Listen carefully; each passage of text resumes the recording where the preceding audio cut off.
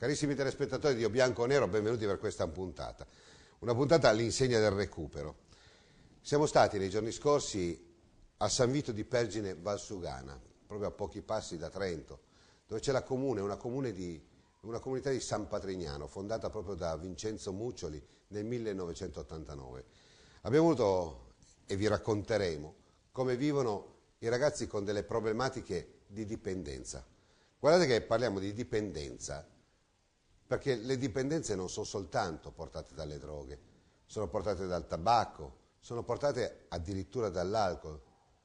È proprio dei giorni nostri che stiamo parlando, che una ragazza, bevendo una moltitudine di spritz o di quegli alcolici a €1 o a 80 centesimi, proprio qua in Veneto, è caduta in coma etilico.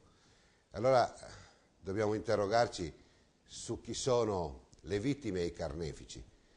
Ma non vogliamo giudicare nessuno, come non vogliamo nemmeno giudicare Vincenzo Muccioli. Ha avuto un percorso di vita veramente straordinario per un senso e anche drammatico per l'altro. È stato in carcere, che poi dopo sia stato vessato, sia stato calunniato. Questo non spetta a noi dirlo.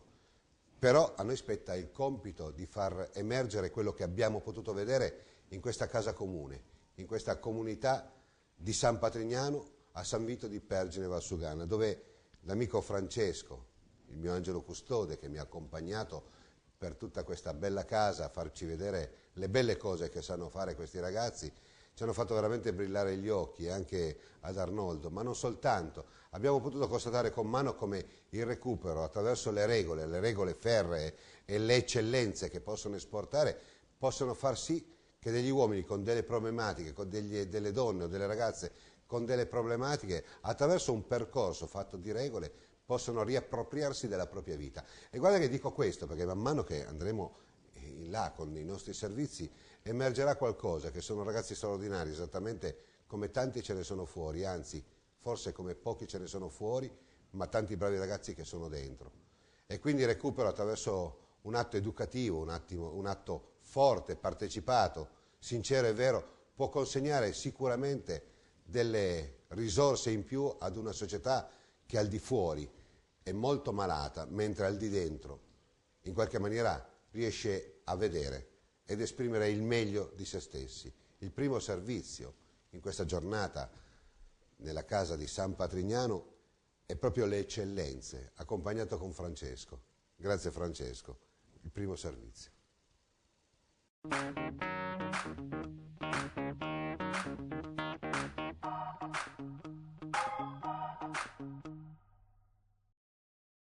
Allora Francesco, intanto grazie per averci accolto a San Patrignano. Diciamo che San Patrignano è una zona del Trentino, non è quella del centro Italia. Partiamo per gradi, la figura di Vincenzo Muccioli, ho visto che qua è veramente ancora tipo Padre Pio, in qualche maniera, una figura molto forte, è ancora molto sentita.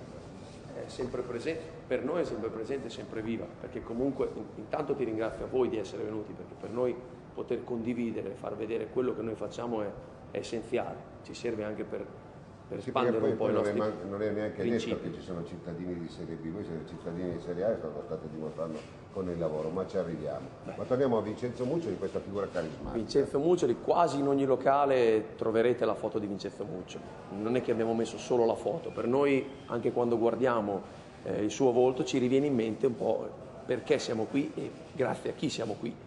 Sicuramente a noi stessi, perché la scelta di entrare in una struttura tipo questa è una scelta nostra, chiaramente libera, che ci dà modo di riscattare, di riprenderci in mano la nostra vita.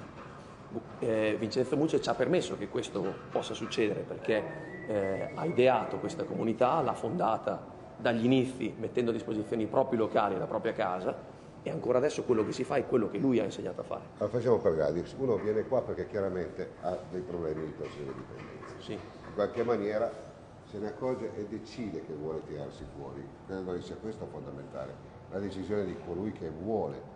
Certo Nicola, hai trovato proprio il punto cruciale, la decisione, decidere di farlo, anche perché poi a un certo punto se non sei tu a decidere di voler fare questa cosa, di certo non stai qui per la mamma, per il papà, piuttosto che per il giudice, piuttosto che per qualcun altro. Parlando con un altro signore, come si chiama? Aroldo, bravissimo. responsabile del canile. È un grande, poi avremo modo di sentirlo meglio in studio. Parte dall'eccellenza, quello che mi è venuto in mente è che Muccioli era un grande intenditore di vini, Sì. e da lì ha fatto, diciamo, la fortuna anche degli altri, decidendo di dire noi portiamo l'eccesso della bellezza In tutto quello che facciamo. in tutto quello che facciamo, e devono farlo coloro che in qualche maniera sono l'eccesso della bruttezza in una società. Ecco, è un paradosso, Una ma figata. è la figata, sì. Poi un'altra cosa, che il discorso dell'eccellenza, cioè cercare di fare le cose precise e perfette, tra virgolette, la perfezione non è un principio dell'essere umano, diciamo, comunque è una cosa difficilissima da raggiungere. Ma l'applicazione... Noi ci andiamo abbastanza vicini, nel senso che comunque cerchiamo di fare le cose senza trascurare niente. Perché? Permettimi di dire. Perché se noi cominciassimo a trascurare qualcosa su noi stessi, poi ce lo ritroveremo una volta usciti da qui. Quindi noi dobbiamo essere molto minuziosi e attenti ai particolari, soprattutto sulle nostre cose. E parlo di sentimenti, rapporti, comportamenti. Noi dobbiamo raggiungere non la perfezione, ma quantomeno cercare di metterci il massimo sforzo per raggiungere un obiettivo valido. La stessa cosa la portiamo nelle cose pratiche, Infatti, nelle bici, a casa, nei mobili. quando parlano i ragazzini che hanno dei problemi, proprio credo che il problema principale sia la mancanza totale di regole. Quindi quando uno viene in questo posto qua, il primo comandamento è la regola. Ci sono le regole È importanti. scomodo all'inizio, penso. È scomodissimo, però siamo fatti di regole. Allora, nel momento in cui io tante volte mi piace giocare anche con una metafora, cioè io dico mamma e papà, un bambino. Il bambino ha bisogno sicuramente della presenza di mamma e papà umana, ma ha altrettanto bisogno anche delle regole. Noi quando entriamo qui ci sentiamo un po' così, cioè siamo un po' persi, perché se veniamo da un mondo sregolato, perché viviamo da una vita dove abbiamo sempre deciso noi quello che volevamo, quello che decidevamo di fare, dobbiamo rientrare in dei binari. Qua abbiamo un croupier, vieni, dai, puoi venire, ti dispiace, vieni qua, dai. Simone. Via, però era bello quel movimento, quel lavoro. Ho visto quando hai detto io facevo il croupier ti sono brillati gli occhi. Beh, decisamente sì. Era un bel mondo. È un ambiente particolare, anche se trasgressivo allo stesso tempo. Questo comporta comunque molte più regole e molta più severità, se uno volesse poi continuare anche dopo. Tu arrivi da Sanremo, allora la cosa che mi ha fatto impazzire, ti hai detto guarda c'è questa bicicletta in bambù, no? Che vabbè, questa è un tandem, poi le fate anche a monoposto. Esatto. E hai detto non è una bicicletta proprio da andare in corsa, sai, è un po' da sboroni, chi vuole la paga perché è qualcosa di meraviglioso. Esattamente. E questo a me è piaciuto tanto. È una particolarità che facciamo noi qui. E di conseguenza sta a significare che comunque quando uno cerca un qualcosa di particolare, di speciale, di diverso, si deve sempre impegnare un po' di più, c'è sempre da investire un pochino di più, e questo è l'esempio anche che... C'hai un figlio mi pare. Sì, esatto, Mattia ha 11 anni. Beh, intanto te lo saluti. Ciao amore. E poi arriverai anche a trovarlo al più presto. Assolutamente. Il percorso sì. sta finendo, sta andando tutto bene. Sì, sta andando bene, con le mie fatiche, i miei limiti, e comunque è una continua messa in discussione. I primi tempi dura. Decisamente sì, decisamente. Però poi dopo le cose forse poi cambiano. Beh, diventa un attimino più in discesa per il semplice fatto che uno prende consapevolezza delle fatiche che deve investire e fare tutto ciò che riguarda appunto la propria messa in discussione su una vita futura una volta finito qui a San Patrignano. Io ti ringrazio, torna pure a lavorare. Ok, buon lavoro. grazie. Francesco, allora, questo qua, intanto ti guardavo come guardi che se dicono delle cazzate, No, ma... è attento, hai l'occhio clinico. Bella attento, forse anche un po' critico a volte, però Simone mi conosce, però dice le cose fondamentali, ha detto cose che ci appartengono a tutti, perché poi quando uno poi inquadra un po' la strada giusta, i discorsi che senti sono quelli. Per lui ha una famiglia, quindi non vedrà l'ora di riabbracciare i suoi cari, c'ha un figlio, ripopolare la sua vita con grandi sentimenti. E invece tu hai un percorso inverso, nel senso che stai per uscire, in qualche maniera hai finito, hai concluso. Sì, io aspetto ottobre per andare a casa nella seconda verifica, si chiama così, praticamente è un periodo di 10 giorni in cui si torna a casa e si va proprio a tastare con mano quello che si è fatto in questo percorso. Sono già andato a casa a giugno e ho ricevuto delle sensazioni incredibili. Comunque mi sono reso conto anche di quanto con la fatica certi risultati si possono ottenere. Con la fatica mi pare di capire, intanto torniamo un po' indietro. Di strato per strato voi fate le biciclette al carbonio, tu dirai Nicola stai perdendo il cervello, però se poi mi segui qualche cosa capiamo. Certo. Fate le biciclette al carbonio, il carbonio è come un tessuto. Il carbonio è come un tessuto. Si tesse, si passa uno strato, Certo. se ne passa un altro, ci sono biciclette che vanno in giro con 3 strati di carbonio, si spaccano, si rompono un piede e vaffanculo muoiono. E bisogna dire queste cose, bisogna stare molto attenti. La bicicletta è un mezzo di trasporto che deve essere sicuro. Sicurissimo. Io ho visto voi ne avete 8 strati con una meticolosità, ho visto i tuoi ragazzi dietro, Farli. proprio quasi maniacale, no? Ecco. Proprio per quello, perché allora a noi non interessa, questo sicuramente lo sentirai dire anche quando andremo a vedere altre attività di Sant'Adriano, non interessa la quantità, insomma, cerchiamo sempre di unire il lavoro e quindi insieme al percorso che facciamo su noi stessi portiamo avanti i nostri impegni, quindi se abbiamo 20 telai da consegnare consegniamo 20 telai, però ci prendiamo i nostri tempi, cioè se sappiamo che consegnare 20 telai vorrebbe dire accelerare il processo e quindi fare un lavoro non minuzioso e non perfetto come dovrebbe essere, noi ne prendiamo 10 e quindi lavoriamo molto più sulla qualità che sulla quantità. Tu da dove arrivi? Io vengo da Ravenna. Da Ravenna, bellissimo. Io vengo da Ravenna, sì, beh, Farai fatica su però. altre cose. Cioè, bellissimo anche Levico, bellissimo sto posto, Bellissimo, per fatica, carità. sai il mare un po' manca. Quando sono andato a casa e 3 anni e mezzo che non facevo un bagno al mare, ci sono stato un'ora e mezza. Ma tu la passione della bicicletta ce l'avevi già da prima? Io ce l'avevo già. Ma tu sai che a Ravenna ciclopedista. hanno organizzato per anni i Giri d'Italia dei dilettanti? Questa Te lo dico io. Allora, Ecco, oggi- per anni l'hanno organizzata negli anni 90 facendo grandi cose. C'era un certo Jader Bassi che era... Jader. Allora, Jader Bassi è probabilmente uno dei 3 amici di mio padre. Mio padre è stato cicloamatore dagli anni 40. Mio padre ha articoli di giornale, il Galibier, l'Alpe d'Huez.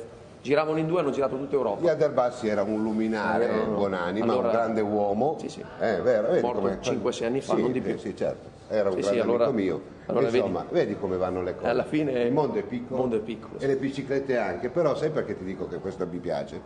Perché voi comunque vi autofinanziate, Certo. non chiedete nulla allo Stato. Assolutamente. Alla fine vi create il vostro business d'eccellenza e questo vi aiuta a diventare Certo. uomini Certo. importanti. La tua sensazione è che stai per concludere il tuo percorso, ma per trasmetterla un po' ai ragazzi che sono fuori, che ancora hanno un po' le idee confuse e credo che tu li possa Posso capire, ecco. certo. Ti senti più forte dentro, cioè voglio dire, dentro ti senti che ce la puoi fare, cioè, sai un po', se io mi spacco una caviglia o mi faccio un taglio, i primi tempi ho paura anche a muovermi, ma poi dopo mi dovrebbe arrivare quella sicurezza che tutto va bene. Beh, allora Nicola, la paura secondo me una parte, allora la paura anche qua dentro la sentiamo tanto, la paura comunque di rendersi conto anche di dover affrontare delle fatiche per cambiare, la paura della sostanza, ma non solo della sostanza, la paura di quello che abbiamo sempre patito, cioè a volte l'essere troppo emotivi, l'essere irrazionali, l'essere incostanti come umore, la paura ci deve essere, ma anche adesso io ce l'ho la paura, però magari l'ho trasformata un po', la paura diventa una consapevolezza, diventa un qualcosa che io so che cosa mi può portare a fare qualcosa di sbagliato, dove sta lo sbaglio, e quindi non è più una paura, c'è un tenere la guardia alta, uso un termine pugilistico, no? Io esco, tengo la difesa alta perché so che non posso scherzare con certe cose, in certi ambienti e con certe situazioni, però mi sento anche molto più, userei un termine, io mi sento sereno, che io quando sono entrato qui e fino a qualche tempo fa ero convinto che non avrei mai trovato la serenità nella mia vita, per come sono fatto, per il fatto che sono emotivo, per il fatto che tante volte sono un po' chiuso, un po' lunatico, e invece ho scoperto che questa serenità c'è, e quando sono andato a casa l'ho proprio toccata con mano, perché sono andato a casa, ho girato negli ambienti miei, con la mia famiglia, con le situazioni belle e brutte che questo comporta, perché anche la mia famiglia... Che hai a casa? Io ho a casa mamma, mio fratello, gli zii, ho anche mio padre, i miei sono separati, forse il rapporto con mio padre è quello che è rimasto un po' più defilato e questa cosa un po' mi pesa, ma lo potrò sicuramente ricostruire. Mia madre non è più una ragazzetta perché insomma è abbastanza avanti con l'età, ma comunque l'ho ritrovata perché anche lei ha condiviso con me un percorso, lei l'ha fatto un percorso con l'associazione, quindi come sono cresciuto io tanti passi li ha fatti anche lei, quindi quando sono andato a casa l'ho trovata molto in sintonia con me. Mio fratello ha un negozio qua vicino ad Andalo, vive, ha 3 figli, quindi ho riscoperto i nipotini, ho riscoperto questo, ma soprattutto ho trovato quella pace dentro di me, quella serenità di non cercare sempre quel qualcosa in più, sai che c'è ma, una curva ma di godersi quello che abbiamo. Sai che c'è una curva rallenti. Esatto. Questo abbiamo esaurito, io adesso direi, io qua ci starei per 63 ore, certo, perché le biciclette mi fanno impazzire, poi ho visto 8 strati di carbonio, questo qua guarda con quale precisione, da malato, tu sei malato, guarda con quale precisione è il grafico, cioè bellissime queste biciclette, poi chiaramente queste qua verranno lucidate.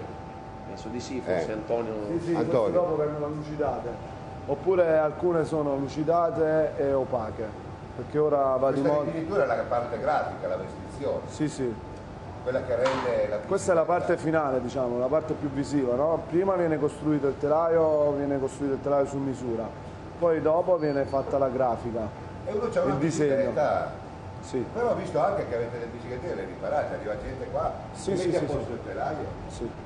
Facciamo molte riparazioni anche, perché Da praticamente... privati? Sì, per privati. Sì, perché ormai sul territorio ci conoscono, perché noi sono oltre 15-16 anni che siamo qui presenti sul territorio, e quindi avendo un laboratorio così efficace e così costruito possiamo fare riparazioni anche per l'esterno. Dove abiti? Dove abiti? Io sono di Salerno, a Pestum, però vivo qui, vivo fuori ora da 6 mesi, Da quanti anni è che sei intorno? quasi 5 anni. E non vai più via? No, praticamente vivo fuori, ora mi hanno assunto, sono dipendente qua a San Non te ne Batignano. vai più via? No, resto in Trentino, non me ne vado. Non te ne vai più via? Ma c'hai qualche fidanzata qua? Sì, sono un mese che convivo ora. Dai, Sì, sono stato 5 mesi fuori, ho conosciuto una ragazza quando sono andato a casa la prima volta, poi dopo 1 anno e mezzo abbiamo deciso di venire qui a convivere. sei contento? Sì. Sarà dura, È dura, sì. però ne basta la pena. Sì, ne basta la pena, perché ora praticamente sono completamente un'altra persona da quello che ero prima quando sono entrato. Prima non avevo valori, non credevo in niente, non credevo neanche in me stesso. Oggi Ora... sai che vali qualcosa. Oggi so che vale qualcosa, e questo discorso che stiamo avendo ora noi magari un tempo non riuscivo neanche ad averlo se non avevo una sostanza. Anche il fatto di avere una donna a fianco come ce l'ho ora, che da un mese che convivo, magari una volta senza uso di sostanze non sarei riuscito ad avere un confronto con lei. Ti voglio bene, lo sai. Complimenti. Grazie.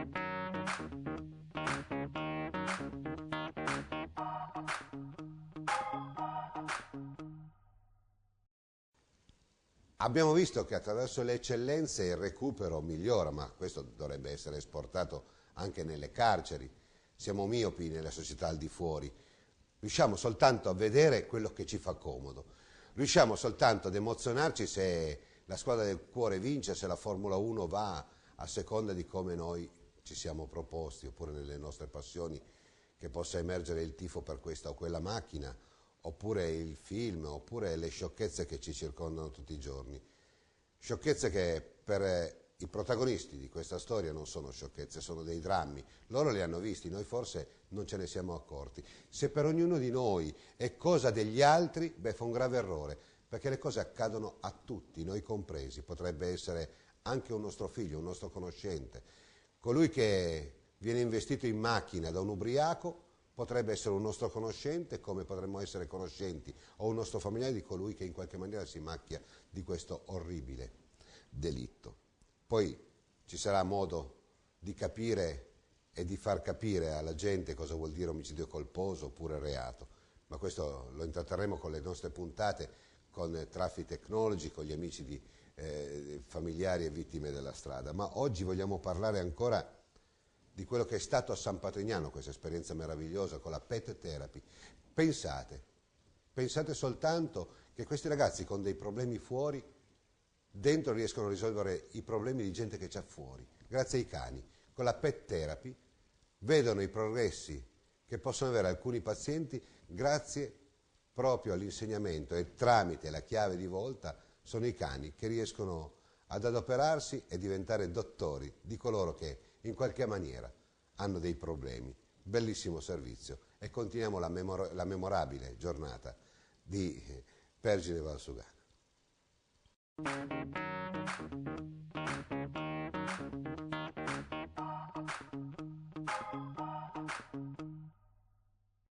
Ci ha raggiunto intanto Aroldo, abbiamo visto in palestra la pet therapy, che è una terapia, se vogliamo, vecchia, in America si usava, eccetera, no?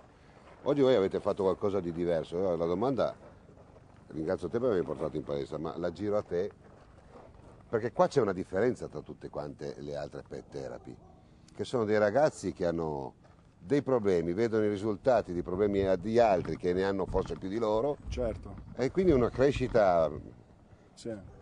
Da quel punto di vista possiamo sicuramente affermare che il metodo Cani da Vita, il metodo sviluppato di Pet Therapy a San Patrignano, è unico nel suo genere. Perché? Perché proprio dà l'opportunità ai ragazzi di percepire su loro stessi i benefici della relazione con l'animale e a loro volta, acquisite le competenze e le professionalità, rivolgere il tutto, questa energia positiva, a beneficio di altre persone diversamente abili che ogni giorno vengono qui a fare attività con i loro amici cani. Abbiamo visto che un po' San Patrignano è autogestito, visto le biciclette, pet therapy, quindi è una questione che in qualche maniera va a mutualizzare quello che sono le ASL e quindi date un contributo sostanziale a quello che ha la società esterna. Assolutamente sì, quello che ci preoccupa qui a San Patrignano è di sviluppare l'eccellenza in ogni nostro servizio, da quello creato per migliorare la qualità della vita di altri uomini a quello che serve per appagare gli hobby, le qualità e gli hobby per esempio di professionisti, ciclisti o appassionati della strada che con le due ruote vogliono cimentarsi in natura. Qui in Trentino per esempio ne abbiamo tanti. Da questo punto di vista possiamo dire che sicuramente la nostra attività dà modo ai nostri ragazzi di acquisire quelle altissime competenze che un giorno potranno tornare utili sicuramente al loro reinserimento sociale e lavorativo. Tu da dove arrivi? Io sono di Pescara, della provincia di Pescara. Perché prima, dove? Bidasio, quelle parti là? No, sono di Torre dei Passeri, provincia di Pescara. Bellissimo posto, e poi c'è una scogliera lì davanti al mare che sì. è qualcosa di meraviglioso. Prima parlavo con Francesco e gli chiedevo, adesso gli sta scadendo i suoi 4 anni, sì. Che una cosa, andiamo a parlare di 4 anni, vuol dire che voi non è che poi dopo li sbattete fuori, decadono i finanziamenti da parte dello Stato, perché voi non ne prendete. Assolutamente. Quindi dopo 4 anni c'è ancora la scelta. Sì, per il percorso legato al recupero, quindi al programma che San Patrignano mette a disposizione dei ragazzi, assolutamente per questo cammino non è chiesto nessun tipo di supporto a nessuno, né ai ragazzi, né alle loro famiglie, né allo Stato. Quindi noi mettiamo nella condizione il ragazzo, grazie a tutto quello che per primo lui imparerà a fare qui dentro, di recuperare e di riprendere in mano la propria vita. Un domani, quando noi lo metteremo nella condizione di poter riaffrontare la vita, cosa che facciamo volentieri perché la nostra mission è quella di riportare le persone alla vita, all'esterno di San Patrignano, ma qualora questi ragazzi dovessero chiederci di rimanere un po' di più per avere modo di potersi confrontare con maggior tempo durante la fase del reinserimento, noi siamo ben felici di sostenerli. Io gli ho chiesto se in qualche maniera avesse paura di tornare a casa, lui ha fatto già una verifica, ne farà un'altra e poi dopo per lui va tutto bene. Ho chiesto soltanto la paura, sai, di quando uno si spacca una gamba, che ha paura di mettere giù la gamba, per quella sicurezza, insomma. Il tuo percorso com'è stato e soprattutto a me interessa sapere il sentimento della paura. I genitori forse non capiscono tante volte che i propri figli hanno questo disagio, hanno questa dipendenza, sono gli ultimi a saperlo e forse non sanno quali sono le paure dei propri figli. Ma sicuramente questa è una condizione che spesso è sconosciuta a chi non è addetto ai lavori. A te cosa è successo?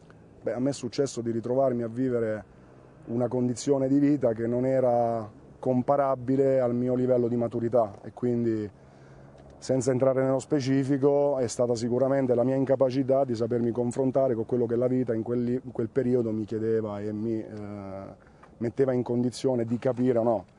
Ovviamente le storie sono diverse per ciascuno di noi, ovviamente ognuno di noi è un individuo a sé che ha una storia diversa e che ha una famiglia diversa e che ha delle situazioni vissute anche con altri amici nella società in maniera diversa, quindi ognuno potrebbe raccontare una cosa diversa. Certo è che quando uno affronta questo problema da solo si trova in grandissima difficoltà. Per questo motivo ci sono le comunità, per questo motivo si creano queste condizioni di recupero che sono essenziali a fare in modo che poi si raggiunga il successo. Io vorrei che la gente capisse due cose fondamentali. Intanto la serenità, la spiritualità che ha anche dimostrato Francesco ne sono veramente esaustive. Non prendete contributi statali, vi arrangiate perché avete fondato il tutto, forse come era nella filosofia di Vincenzo Muccioli, che le eccellenze alla fine devono pagare. E quindi a me quello che è piaciuto fino a questo punto è come il vostro grado di eccellenza sia intanto riconosciuto all'esterno, Francesco, e in qualche maniera vi renda. Cioè, nel senso sotto proprio il denaro, perché senza quello non si va avanti da nessuna parte, e date l'opportunità a questi ragazzi di crescere veramente in maniera profonda, spirituale anche. Certo. No, assolutamente cerchiamo di fare in modo, come dicevo prima, di creare delle competenze d'eccellenza per ciascuno di loro, per ciascuno dei 52 settori professionalizzanti che San Patrignano è in grado di offrire ai ragazzi che vengono in percorso. Certo lo facciamo misurando anche quello che è il futuro introito e quelli che saranno i ricavi che quindi vanno anche a sostenere l'andamento della comunità, ci sia una buona proporzione tra il senso che si dà all'onestà, alla giustizia e al costo della vita e quello che poi invece il mercato andrebbe a richiedere. Per fare un esempio, molto spesso produciamo dei prodotti di altissima qualità che chi è addetto ai lavori sa riconoscere, dai servizi che offriamo come la pet therapy ai mobili particolari che facciamo e che vedrete dopo, alle biciclette d'alta gamma, con dei prezzi che sono assolutamente più bassi di quelli che di solito si possono trovare all'esterno. Questo non perché noi non diamo giusto valore a quello che produciamo, ma perché siamo sicuri che una buona mano ce la dà anche il valore che il ragazzo riesce a dare a quello che fa in proporzione a quello che poi soprattutto il fruitore che è contento è una gratificazione immensa. Assolutamente. Francesco, qua abbiamo quanti ragazzi che si occupano di pet therapy? I ragazzi che si occupano di pet therapy sono un po' tutti, correggimi se sbaglio, Roddo. Poi per esempio vedete qualcuno di loro che oggi i ragazzi che sono vestiti di nero hanno appena finito un lavoro. C'è un ragazzo in meno qua, se non sbaglio. C'è un ragazzo in meno, Marius, è là, guarda. Perché eri preoccupato di sto cane che va? Guarda, è stanco. No, giusto per dirtelo, perché era stanco, era un po' stressato perché ha appena finito di lavorare. Come mai sei così preoccupato per il Perché cane? al primo posto mettiamo il benessere dei cani. Questo mi ha incuriosito un po', Da quant'è che tu sei qua? 1 anno e 5 mesi. Strada dura? Come mai sei qua? Purtroppo ho preso la strada sbagliata e adesso provo ad affrontare le cose in maniera diversa, Chi ti con sta l'aiuto di aiutando? tutti quanti. Il nostro responsabile e i ragazzi che passiamo tutto il giorno Ma i insieme a loro. genitori e qualcuno qua in Italia?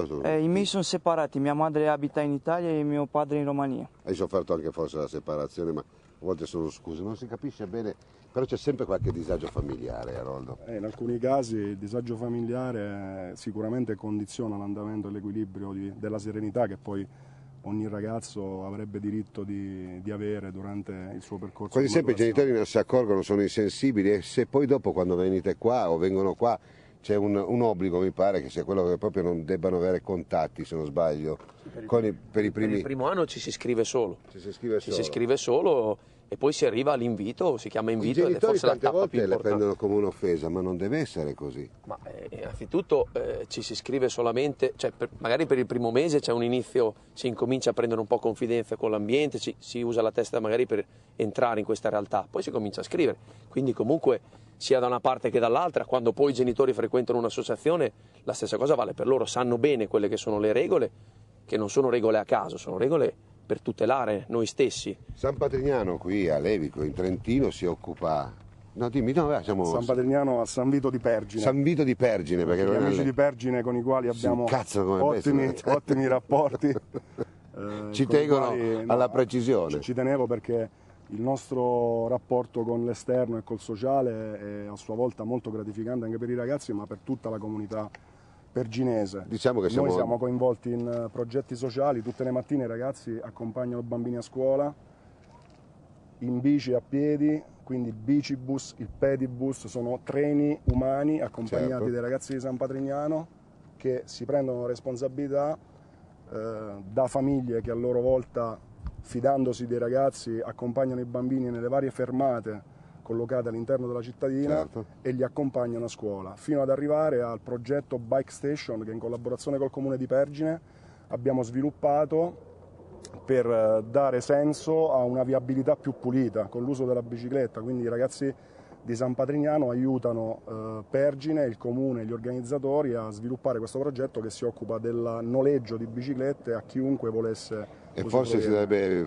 una volta della definizione fine i SUV vicino alle scuole con ste mamme che portano i bambini fino... Sì. Che non scherzo. Assolutamente. Qua abbiamo il lago di Caldonazzo, un posto sì, splendido. Sì. Diciamo, in questa grande famiglia vi occupate, abbiamo visto di biciclette, abbiamo visto pet therapy e mobili. Andiamo a vedere anche questa fabbrica di mobili, questa realtà. Qui siete in ottime mani, perché Francesco, oltre che essere un bravo accompagnatore... Sì, ma qua, anche... scusa, posso farti una domanda? Certo. Ma non si mangia mai qua? Assolutamente sì.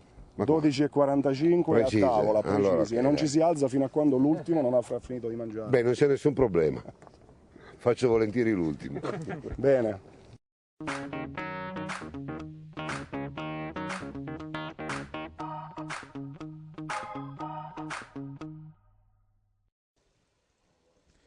Ci siamo veramente divertiti, ma non divertiti come si va, oppure quel divertimento di quando si può andare a teatro o allo stadio. Ci siamo divertiti perché la nostra anima in quelle ore trascorse, ogni momento era un'emozione forte, fatta di grandi abbracci, di grandi compartecipazioni morali. Grandi uomini questi, grandi ragazzi, li voglio bene a tutti quanti, veramente. Ci hanno dato una grande lezione. Forse nemmeno loro sanno che lezione riescono a dare, però per le persone normali, quelle cosiddette normali, tra virgolette, insomma, qualcosa in più ci ha lasciato cosa? Il fatto che proprio Arnoldo diceva, quando si va a tavola, l'ultimo che si alza, l'ultimo che finisce, dà il via per alzarsi tutti quanti. Regole precise, sono quelle regole che mancano proprio nelle famiglie dove ci sono dei ragazzi o delle ragazze che hanno dei problemi di dipendenza.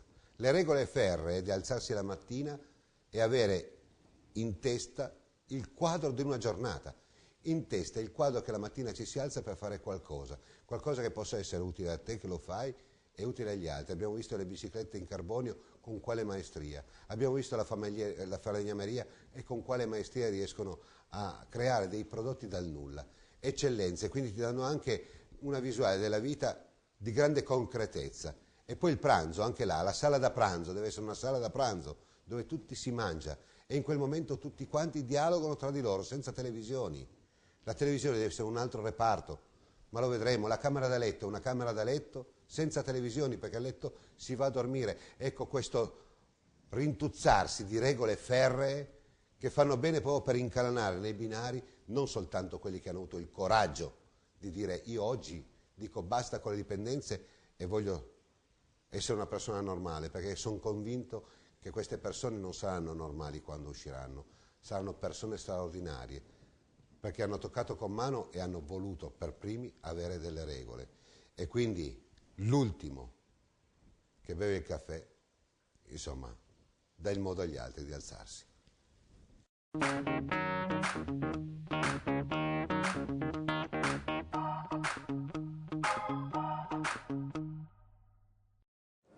Allora Francesco, abbiamo visto specchiera, foglia d'argento, un tavolo, foglia oro, cose di grande eccellenza, perché io mi ricordo che il Veneto, tu sai che con la foglia oro hanno fatto le grandi abbadoere, una maestria esagerata. Ancora adesso a Venezia si lavora. Una maestria esagerata ci va, certo. Non è che ci si improvvisa. No, assolutamente.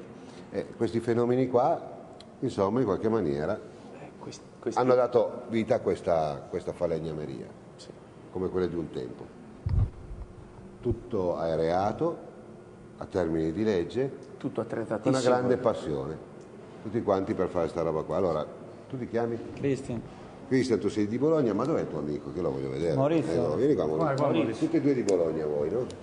Tu sei io di Prato. Tu di Prato? Prato. Hai fatto il percorso a Bologna, vero? Perché non subito ti hanno detto qua, perché non subito hanno detto tu puoi venire a San Patrignano, no. vero? Come mai? Prima bisogna fare un test. Ma un test, diciamo che il tempo poi ha portato questa modifica, nel senso prima abbiamo parlato di Vincenzo, quindi le cose erano nate in un altro modo. Certo. Una volta Vincenzo dava ospitalità ai primi che trovava, cercava di... e piano piano ha allargato questo senso di ospitalità. Oggi come oggi dobbiamo per forza fare qualcosa di diverso e quindi sono nate poi col tempo le associazioni.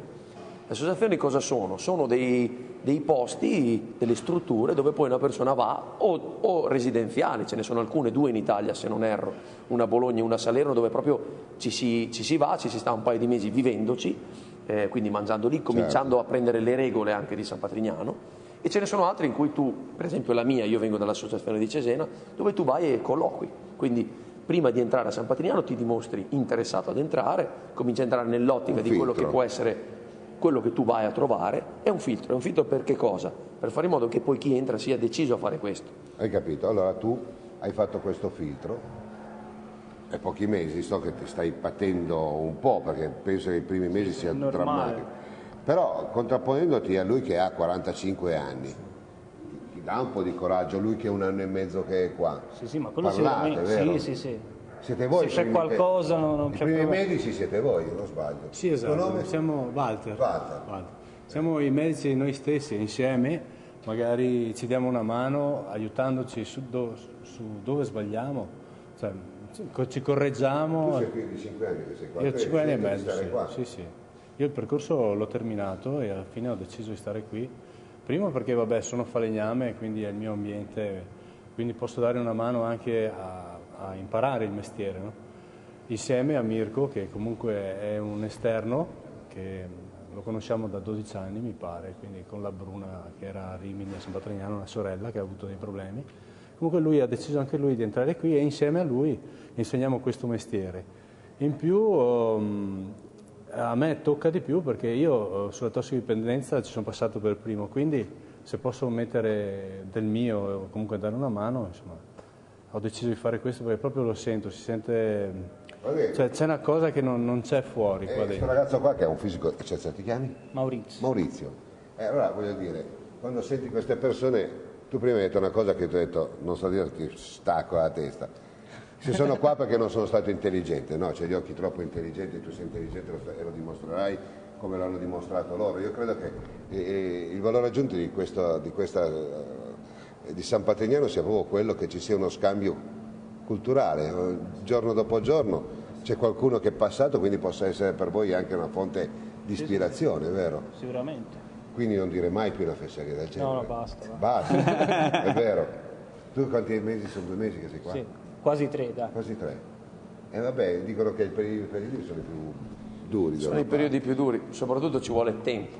Voglio dire, non a caso il percorso dura quello che dura, bisogna darsi tempo. Noi tendenzialmente siamo sempre state persone che bruciano le tappe. E non perdere tempo, perché qua la cosa più bella è che non perdete tempo. Ci vuole il tempo che ci vuole, però va usato come si deve. E lavorate 8 ore al giorno? Lavoriamo 8 ore al giorno, cominciamo la mattina alle 8 fino al pranzo alle 12:30, riprendiamo alle 2 e finiamo alle 6, quindi si riproduce proprio e viviamo una giornata di lavoro. Fate mobili importanti. Facciamo mobili importanti, ti posso dire una cosa che mi piace. Devi. Tu prima hai detto maestria. La maestria da dove nasce? Nasce da Walter, che comunque ci ha messo anche un po' di esperienza sua di falegnameria, da Mirko, e poi per le decorazioni e tutto il resto da noi. Cioè, io sono più vecchio, la passo. È tutto un passare, un aiutarsi, perché io mi occupavo di idraulica. Quasi nessuno viene affidato, si mette in un settore a praticare un lavoro che ha già fatto. Quindi quando uno arriva proprio si sperimenta e parte da zero. Tu con le cuffie come ti chiami? Io sono Matteo. Cosa fai? Seguo Cristian e Maurizio nel percorso, cerco di dargli una mano e consigliarli. Quindi sei l'anziano un po'? Diciamo 3 anni e mezzo di comunità praticamente. Ho 35 anni, sono quasi vicino alla prima verifica, cerco tramite l'aiuto di tutte le altre persone di continuare a portare avanti questa responsabilità che è quella di costruire mobili insieme ai ragazzi, produrre dei mobili che poi andranno a Rimini insieme a tutti quanti. Sei della città di Ligabue tu? No, io sono della provincia di Bergamo. Di Bergamo, però c'è una pronuncia così... No, ho acquistato parecchi dialetti perché siamo in una comunità dove si spazia per tutte le Italie. È bello. Insieme a tutti questi ragazzi cerchiamo di portare avanti un po', di riacquistare dei valori che forse magari alcuni non avevano, alcuni avevano nascosti. Io credo che sia, a me succede questo adesso, in questo momento stiamo facendo questa trasmissione, sai, i luoghi comuni sono pieni, i luoghi comuni sono quelli degli imbecilli, no, non fai il caso tuo, non rompere le balle, No. i luoghi comuni sono i drogati, stai attento a non andare là perché la si bucano, cioè i luoghi comuni veramente, tanto per, cioè, togliamoci dalle palle perché non vogliamo impegnarsi. Io qua ho trovato persone meravigliose, ma ve lo giuro su mia figlia, io non giuro mai su, lo fa Berlusconi, ma no, però voglio dire, ho trovato persone meravigliose, intelligenti, appassionate di quello che fanno, cioè, quindi io vi ringrazio a voi che esistete, perché evidentemente avete delle animi sensibili. A volte, Nicola, secondo me il pregiudizio e l'ignoranza fanno sì che si trovino questi luoghi comuni, perché se poi uno viene qui e tocca con mano... Io credo che se uno poi arrivi a un certo punto anche a drogarsi, arrivi perché è più sensibile degli altri, forse in qualche maniera non è impermeabilizzato alle cazzate della società, ne abbiamo tante, noi vorremmo denunciarle tutte. State bene qua, andate fuori, fatevi valere ragazzi, palle, e quando esci fuori di qua devi essere il meglio, il numero uno, il top, ok? Qua trovi la voglia di vivere. Dai. Bisogna.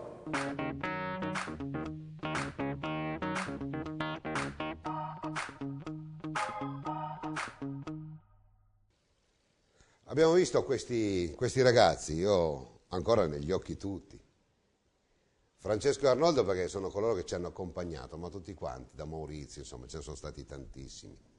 Tutti bravi ragazzi, veramente ragazzi che hanno capito che forse fuori, insomma, in qualche maniera le cose non vanno.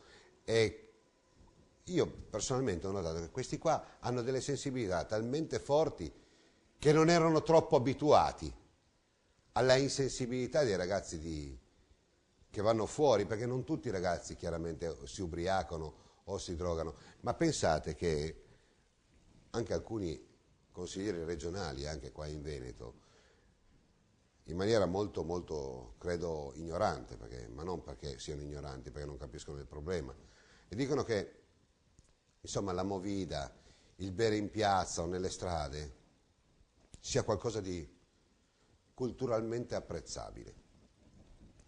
Culturalmente apprezzabile è andare in un bar, bere un caffè o anche un aperitivo, poi alzarsi e andarsene a casa con la famiglia. Ma non è certo bere 18 spritz o 18 aperitivi che porti una cultura, portano soltanto che dipendenza. E allora abbiamo visto attraverso tutti questi procedimenti di questa casa comune come emergono in maniera forte queste problematiche, quindi anche i politici che sono miopi, e lo si sa, ne stiamo avendo un esempio in questi ultimi anni, dove la politica non è che si sia distanziata o si sia distaccata dal cittadino, è il cittadino che evidentemente non vede più nella politica quei simboli di pregio, di prestigio, di onore, ai quali tutti quanti vorremmo ispirarci, perché poi alla fine anche loro hanno voluto ispirarsi a qualcosa di più forte, di più importante. La figura di Vincenzo Muccioli c'è in ogni stanza, in ogni androne, anche in teatro, insomma c'è sempre questa figura forte che riecheggia quei momenti. Ricordiamo che Vincenzo Muccioli ha donato tutto ai tossici oppure ai ragazzi con dipendenze. Non mi va neanche di chiamarli tossicodipendenti, perché per noi che siamo al di fuori il tossicodipendente lo vediamo come una persona da lasciare veramente ai margini della società, quando ai margini della società evidentemente ci siamo noi che non abbiamo ancora capito nulla. E allora adesso un piccolo spazio pubblicitario e poi di nuovo rientriamo in studio.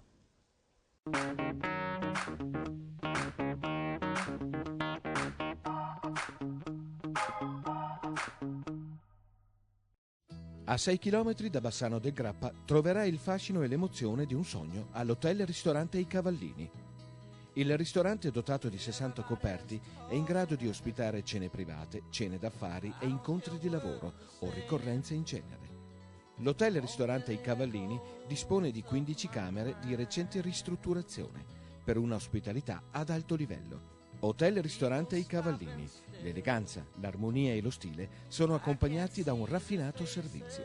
Hotel ristorante I Cavallini, via Trento, Solagna, Vicenza. Brink, negozio specializzato in cartucce per stampanti, carte comuni e speciali. Montaggio di stazioni di inchiostro per un risparmio davvero sorprendente. Fotoprint, ordina comodamente da casa tua e ritira in negozio. Sostituzione filtri particolati che riducono del 94% le emissioni delle polveri sottili. Stampa le tue foto online e aderisci alla campagna Print Card. Più punti, più premi. Colora la tua vita con Print. Siamo in Viale Venezia 73 a Bassano del Grappa. Centro Servizi Autofficina Sandri, specializzata in autodiagnosi elettronica a filoscopio per accensione, con tecnici specializzati e attrezzature d'avanguardia. È in grado di offrire servizi per il mantenimento dei perfetti livelli di sicurezza e di funzionalità del vostro autoveicolo. Autofficina Sandri la trovi a Belvedere di Tezze sul Brenta. Centro Revisioni Autofficina Sandri, la puoi trovare anche a Bassano del Grappa in via Schio 5, laterale di via Pecori Giraldi.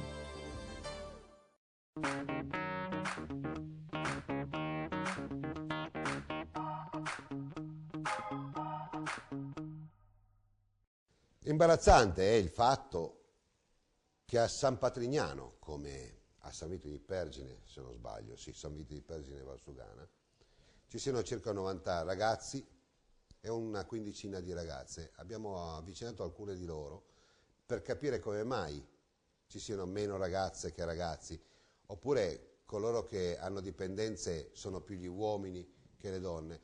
Io mi sono fatto un ragionamento e credo che sia più o meno al 50% il disagio dei giovani, in qualche maniera, perché di dipendenza ce ne sono tante, abbiamo visto, non soltanto le droghe, ma l'alcol, il tabagismo, l'anoressia, la bulimia, sono tutte quante dipendenze che ci rendono schiavi di una vita che non è più nostra, ma è quella vita che non riusciamo più ad esprimere. Con le donne abbiamo voluto parlare un po' in questo bellissimo giardino, con una vista meravigliosa su un lago altrettanto bello, il lago di Caldonazzo, ed emerge qualcosa di veramente forte, qualcosa che a me ha commosso, allo stesso tempo mi ha veramente, insomma, in qualche maniera scosso. Ma sentiamo queste bellissime ragazze che hanno tante cose dentro, che hanno capito che la loro vita non va spesa con 2 lire, ma va conquistata, va riconquistata, perché saranno delle donne meravigliose, io questo lo so.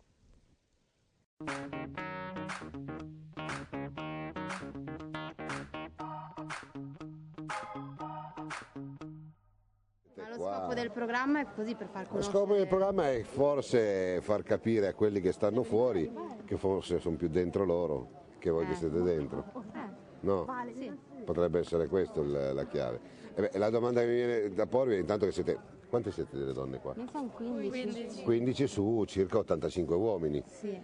E siccome io, poi voi mi potete dire che sbaglio, no? Ma penso che sia le donne fuori che gli uomini abbiano più o meno sia pari al 50% sulle dipendenze, sia di eroina sia di alcol, e come mai siete un po' meno? Forse perché la donna fa più fatica magari, o a decidere di entrare, perché comunque dai c'ha più modi di arrangiarsi fuori. È questo che mi interessava far capire alla gente fuori. Dai, l'uomo, cioè il ragazzo arriva prima... Forse perché è beccato prima, Eh, può essere? forse, non so, poi magari ci sono altre motivazioni. Cioè, allora, non facciamo giri di parole, l'uomo chiaramente per tirarsi su farsi i soldi va a rubare, la cosa più semplice è rapinare. La donna c'ha sia quello che appoggiarsi agli uomini. E quindi è un po' più lenta la cosa. Arriva un po' più dopo a toccare il fondo, perché alla fine si arrangia in qualsiasi modo. Ecco, magari. diciamo che non è che va con la mascherina a sfondare e rapinare, può usare altri metodi. Sì. E questo può essere anche un male però, perché si tarda anche. Sì. Non è vero? Ma dipende dalle situazioni. Sì, dai, ma se voi doveste dare un consiglio a quelle che guardano questa trasmissione, poi speriamo che siano in molti, perché credo che poi dopo lo zoccolo tenero, diciamo, il tallone d'Achille sia proprio più le donne che gli uomini, ma a quei genitori che hanno delle figlie in casa che non si comportano, non li guardano sugli occhi, perché mi pare aver capito che la prima cosa non guardi sugli occhi i familiari, tendi a nasconderti, no? Sì, magari sì, perché comunque dai, menti molto sia te stesso, quindi dai, quando menti non guardi negli occhi proprio. No? È una sorta di protezione. Sì. Per cercare di spingerle a dire no, non tocchiamo proprio il fondo fino a questo punto svegliamoci prima. Cosa dici tu? Che mi guardi curioso, come ti chiami? Sara. Sara, che bellissimo nome. Sara, dai, anche tu di Torino? Cuneo. Cuneo, vabbè, io sono della provincia Granda, Alba, San io- Damiano d'Asti che ha vinto il Palio. Da quanto tempo sei qua? Sono qua da dicembre dell'anno scorso. Sono entrata 3 giorni prima di Natale. Come ci sei arrivata? Toccando il fondo. Nel senso, dai, dopo 4 anni di dipendenza, alla fine ho perso il lavoro perché ho fatto degli sbagli e vedendo mia madre disperata ho deciso che forse era... Una causa tra tante? Io per spegnere il cervello, perché avevo troppi pensieri, troppe cose che ti affollano la testa e il modo più facile per non soffrire, non sentire le emozioni che non vuoi sentire, non affrontarle, è quello. Ho parlato anche prima a tavola, no? A parte si mangia benissimo, vero? No, poco vino, non c'era il vino perché, vabbè, pazienza, io sono un vizioso perché io vivo fuori, quindi vabbè, non è neanche giusto, vabbè. Però ho visto che sono delle regole veramente ferree, ma che sono quelle regole che alla fine piacciono, perché poi dopo nel mondo fuori, che dovrebbe essere poi il dentro, non ci sono più regole.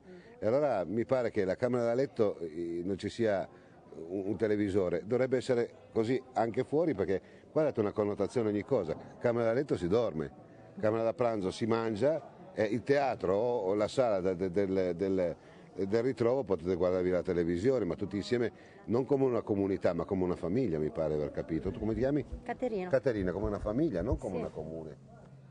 Funziona questo progetto? Sì, funziona. Secondo me sono cose che poi ti devi portare fuori. Se quando vai fuori queste regole comunque non le applichi, sei un po' perso come prima. C'è bisogno di queste piccole regole, se no... Sì, ma sono d'accordo anche io, perché fuori ci sono gli spritz e anche quella è una dipendenza, perché non vai più in piazza per berne uno, ne bevi 2, ne bevi 3, comincia a essere qualcosa di diverso. Cosa dici tu? Comincia a crearti la dipendenza, cioè non è che fuori stanno tutti bene, sono tutti anzi, penso proprio che la gente teme molto noi, tossici in comunità, purtroppo i tossici non siamo noi, ma... Cos'è cambiato? Chi è che vuole dire? Tu? Sì, vabbè, io sono stata anche a casa, quindi ho proprio Tu sei già sperimentato avanti con gli anche... anni qua? Da quant'è? Sì, 3 anni e 3. Hai già fatto la prima verifica, non si Sì. dice? Ne ho fatto solo una. Vabbè, ma voglio dire, è già Però importante. Sei uscita cavolo. con le amiche, immagino. Sì. Però lo sa cos'è? Che i genitori sono molto ansiosi, no? Perché logicamente bisogna capirli. Brava. Non è che loro di punto in bianco vedono tu i cambiamenti che hai fatto, capito? Quindi ci vuole un po' per riguadagnarsi la fiducia, per fargli capire che uno è cambiato. Ma tu questo l'hai capito però? Certo. Non è più come prima, sì, che poteva essere una sfida anche antipatica. No. Adesso cavolo, la capito, digerisci? sì. Anzi, ho avuto anche modo di confrontarmi con quelle persone che magari prima erano i miei vecchi amici, no? E comunque ho proprio visto il cambiamento che Ti è che ho capitato di dire, ma fatto. bevi un po' di più? Dai. Sì. Che figlia Perché di poi la buona gente, donna, no? ma lo sai cos'è? Che la gente non è che si rende conto fuori che tu sei 3 anni, che non, capito, che non tocchi niente, che ti sei pulito, che hai altri argomenti, altri Sei obiettivi. Sì, la gente fuori non ci arriva. Loro ti dicono vai bevi, guarda stasera c'è tutto pronto, vieni con noi. Ma tu hai la consapevolezza, perché loro si sentono delle merde, scusami il termine, Insomma, e vogliono portarti ancora indietro. loro non si rendono conto. Ma tu ti sei resa conto di essere più forte? Certo, cavolo. Io sinceramente quando li ho visti ho provato proprio un disagio, capito? Ma da parte loro, Cioè, nel senso a dire poverini, capito? Perché comunque sono persone spente, non sanno cos'è la vita, capito? Senti, come ti chiami? Valeria, E quanti anni hai? 24, 25 a gennaio. Sei una bambina come mia figlia. Sì, Pure lei c'ha una figlia. Sei di 26? Hai visto? Sì, se no mica sarei qua. Un genitore si deve pure mettere nei panni, no? Per forza. Se no cosa stiamo a fare? Ragazzi, io vi auguro tante buone cose a voi. Siete bellissime creature, intelligenti. Come ti chiami? Cristina. Da dove arrivi? Sono originaria del Perù, però da 15 anni sto alle Marche. Sei alle Marche. Sei italiana? Sì. Appunto. Anch'io sono originario, i miei erano pugliesi, però poi dopo io sono nato a Torino, sono nato in Veneto e mi dicevano che ero meridionale, un po' mi vergognavo, poi un giorno mi sono rotto le balle, ho detto no cazzo sono italiano, quindi sono pugliese, no? Qua non c'è differenza mi pare, siamo tutti uguali, sopra, alto, basso, no, eravate poco attente, siamo tutti uguali qua. No, lei no. Lei di dov'è? Io sono vicino Zingara. Firenze. Di Firenze? Maremma, dai. Beh, abbiamo il commissario tecnico più piccando del mondo, è di Firenze. Mi piace tutta l'Italia, come mi piacete tutte voi. Beh, io vi faccio gli auguri ragazze, abbiamo capito forse qualcosa di più. Ci vediamo poi in TV e poi vi vengo a trovare ancora. Un saluto alle vostre famiglie. Ok. Ciao ragazzi. Ciao. Provincia di Latina, Formia. Latina, pure Latina sono stato, madonna mia, che meraviglia. Siamo stati agli Alpini. A Latina hanno fatto gli Alpini nel 2009, la Dunata. Ma io disto da Latina Sì, un'ora, cioè certo, sto sul certo. mare, quindi Meraviglioso, non vedi l'ora di tornare a casa. sì. Da quant'è che sei qua? 2 anni e mezzo. Sei avanti. Non vedi l'ora di tornare? Sì. Ti senti più forte? Abbastanza. Sono contento per te. Dai, ciao. Ciao. Ti ho osservata, però. Va bene.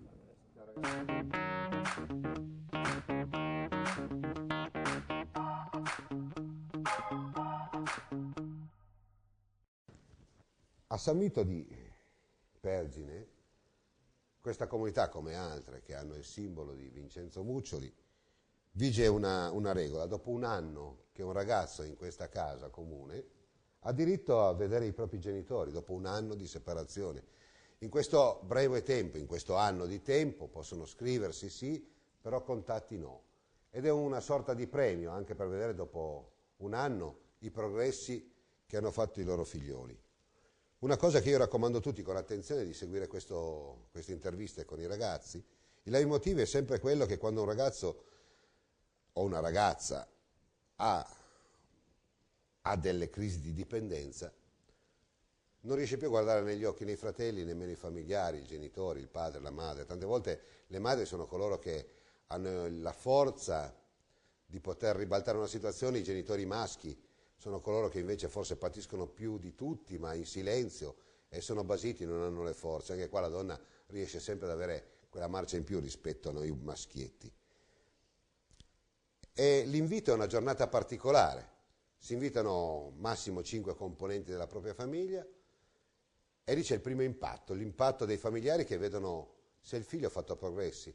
E quasi sempre il progresso che vedono i genitori è quello che dicono: erano anni che mio figlio o mia figlia non mi guardava negli occhi.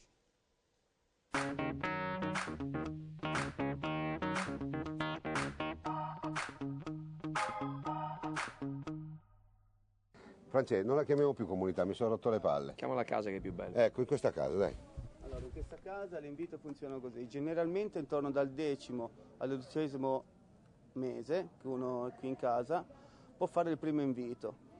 E poi si può rifare ogni 3-4 mesi, questo più o meno è il tempo per aspettare a fare l'invito. Il primo invito l'ho fatto a giugno di quest'anno, dopo che ero qui dopo circa 11 mesi, e l'ho fatto appunto con più o meno le stesse persone che sono qui stamattina, anche perché comunque l'invito possono venire persone che in un certo senso frequentano l'associazione a cui uno appartiene, il ragazzo appartiene, e comunque dipende dalle problematiche familiari, un po' la storia, il vissuto del proprio ragazzo, quindi non tutte le persone possono entrare qui a trovare e visitare i ragazzi. Tu sei venuto a San Patrignano per quale motivo? Io sono venuto qui a San Patrignano per svariati motivi, motivi principalmente per la droga, tossicodipendente, qualunque sostanza, da quando ero ragazzo fino poi a cresce, fino a quando praticamente si arriva un po' col culo per terra, come si può dire, quando ti giochi tutte le chance, quando sono arrivato al punto che la mia famiglia, che mi è sempre stata dietro, mi ha messo un po' a un bivio, a una scelta. Quindi io sono arrivato a San Patrignano così, sinceramente suggerito da un carabiniere, che non sono mai stato, per il mio passato, la mia vita, non sono mai stato un grande amante dei carabinieri. dei carabinieri.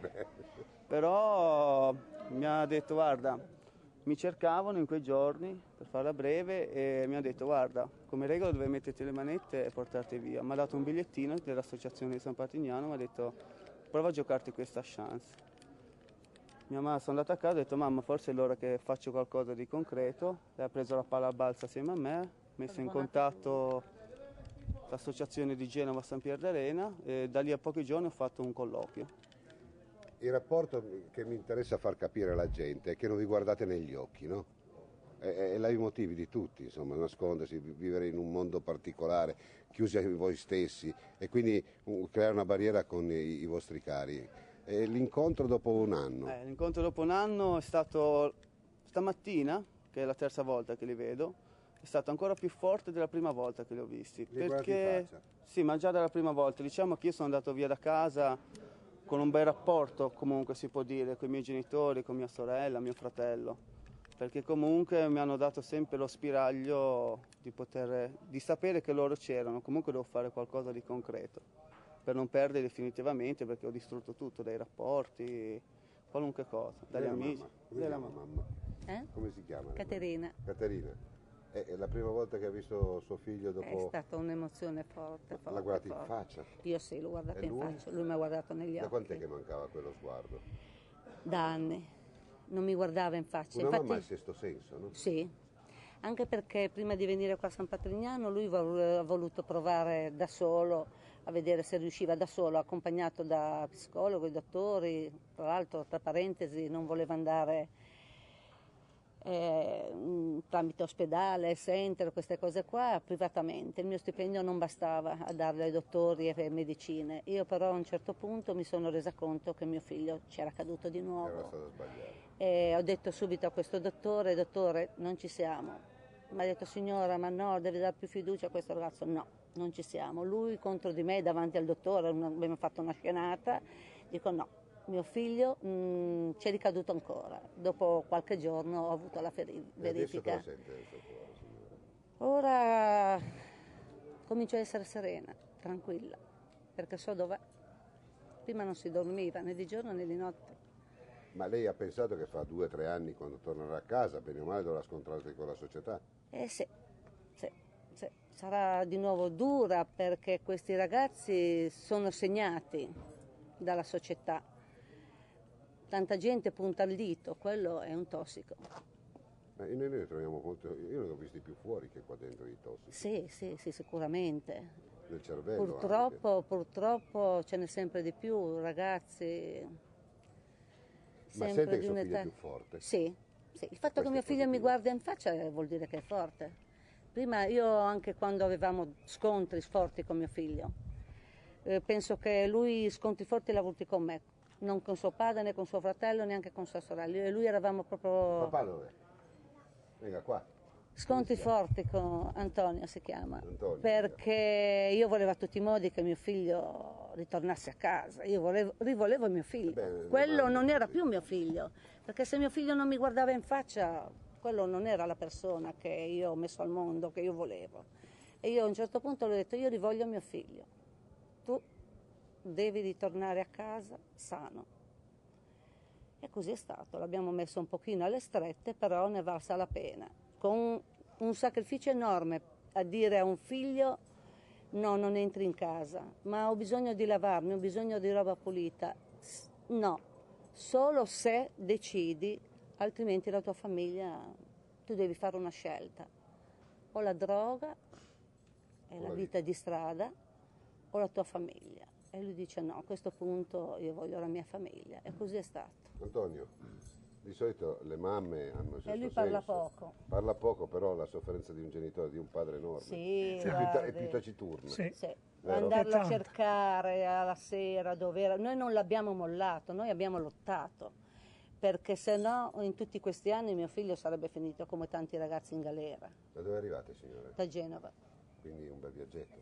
Sì, però lo facciamo volentieri. Tutte Però le si volte fa che chiamano volentieri, facciamo di tutto, facciamo dei sacrifici, perché voglio dire, siamo operaio con una pensione, però facciamo i sacrifici, ammucchiamo, perché la prossima volta, tra 2 o 3 mesi, dobbiamo venire a trovare il nostro figlio. Bene, io sono contento, vi auguro di tornare bene nelle vostre case. Grazie. E tu in bocca al lupo, sei un Crepi. sbagliatore.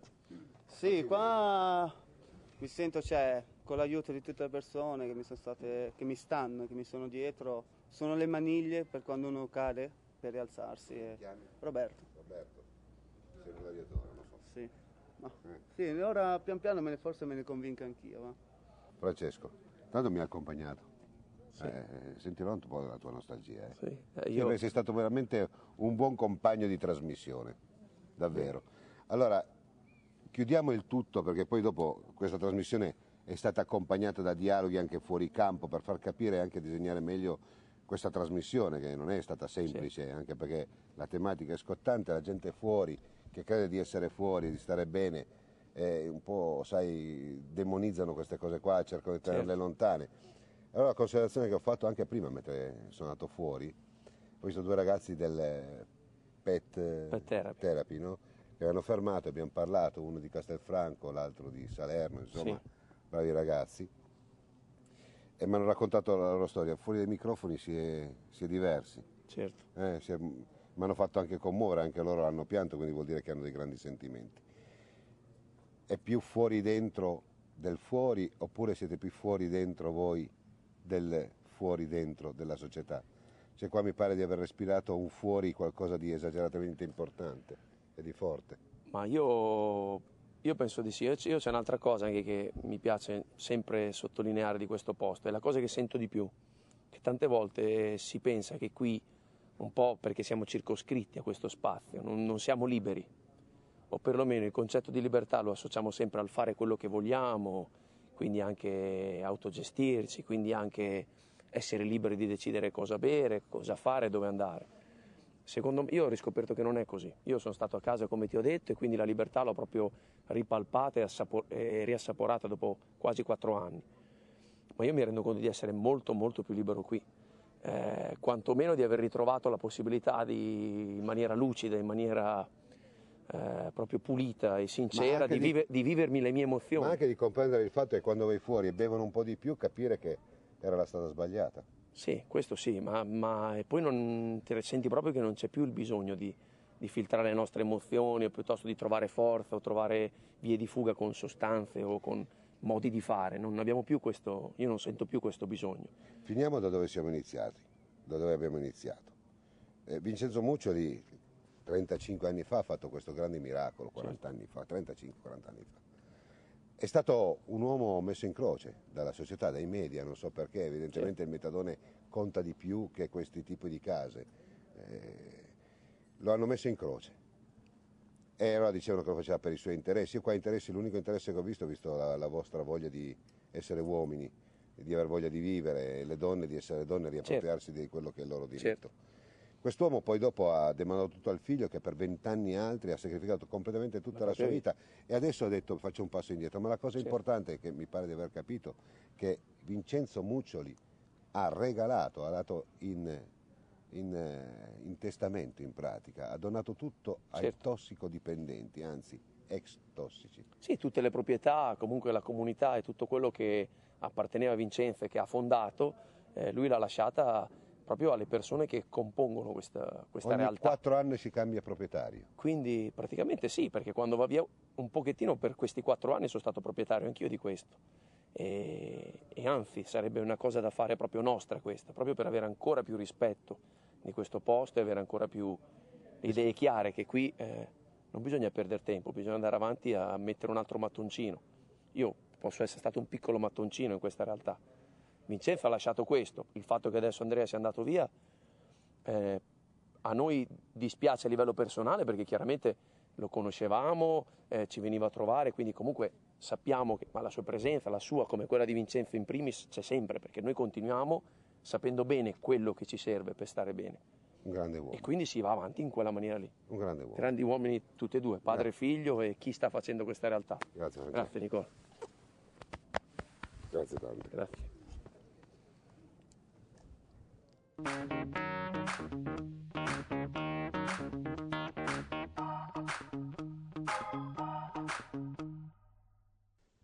siamo in chiusura.